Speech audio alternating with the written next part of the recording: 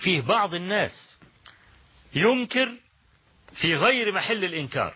يعني مثلا في صلاة الجماعة ساعات كده تلاقي واحد بيمر من بين الصفوف، بين صفوف المصلين، رأى فرجة في آخر الصف فيمشي من أمام المصلين، فتلاقي في واحد بيوقفه. ليه؟ لاعتقاده أن هذا يمر من أمام المصلي، وأن هذا لا يجوز أن يمر من أمام المصلي، وممكن تحصل مشاجرة. يعني أنا مرة في بعض المحافظات كنت بدي محاضرة، ولما خلصت المحاضرة ذهبت لأجدد وضوئي، المسجد كان غاصا بأهله.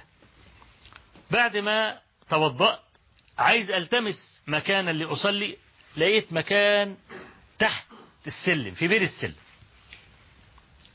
فلما حاولت أن أمر أمام الصف الأخير عشان أصل لهذه الفرجة اللي هي في بير السلم، لقيت جماعة عواجيز كبار، واحد منهم مسكني من تلابيبي.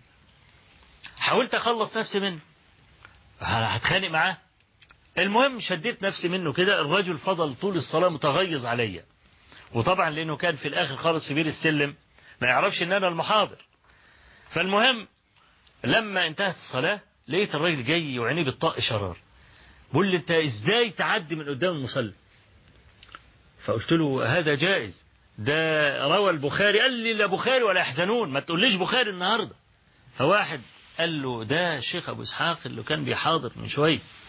استحيا الرجل، ما علمت أنه من مجلس الإدارة إلا وإحنا طالعين بقى في المجلس فوق وجايبين بقى الشاي والكلام ده.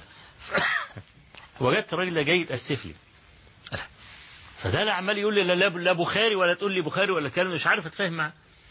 طب الراجل ده لما وقف وزعلان وممكن تكون صلاته راحت عليه، ليه متغيظ عليا وعمال ينفق طول الصلاة والكلام ده؟ طب هو لما تصدى لي وحاول أنه يمسك بتلابيبي في الصلاة، هل كان محقا؟ لا، لم يكن محقا. لا، في صلاة الجماعة يجوز للمرء أن يمر بين صفوف المصلين. من الذي يقول له قف؟ الإمام،